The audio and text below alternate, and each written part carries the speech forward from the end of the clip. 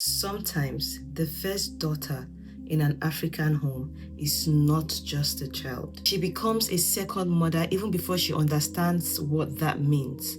Recently, I watched the film Monica, and I want to start by appreciating the creatives behind that and for telling a story that most African women quietly recognize. So now the film shows the life of a first daughter who sacrificed her dreams again and again for her family.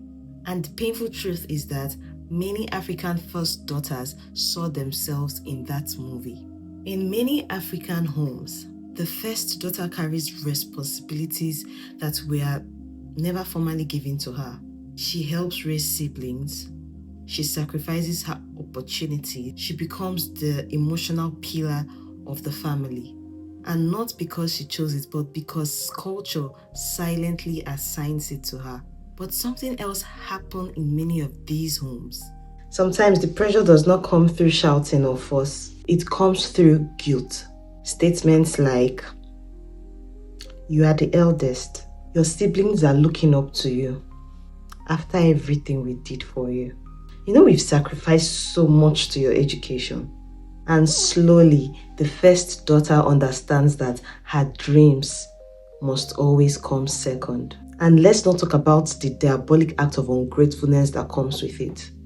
The fact that when you get angry, they be the first to say you're overreacting or you're carrying things in mind too much. Exactly as the movie showed. Even some would say to the public that it was their sons that did the beautiful things that was actually done by their daughter. Some African mothers will shock you. Another reality that many African first daughters experience is what happens when they're about to build their own lives. Sometimes when the first daughter talks about marriage, to further education, the reaction at home changes.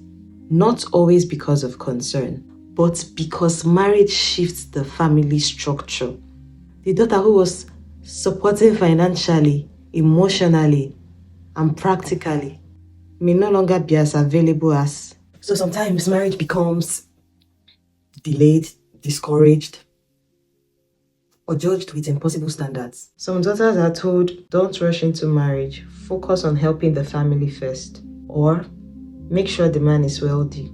And sometimes most of these expectations are not for the genuine happiness of the daughter. Sometimes it's about maintaining access to her support, her income, or even the resources of the man she married.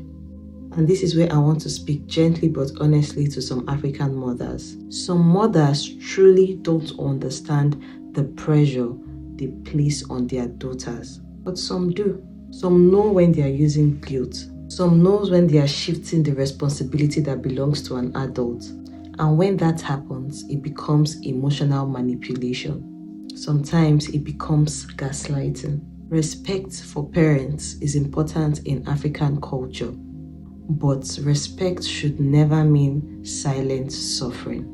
And motherhood should not mean turning your first daughters into lifelong suffering or sacrifice.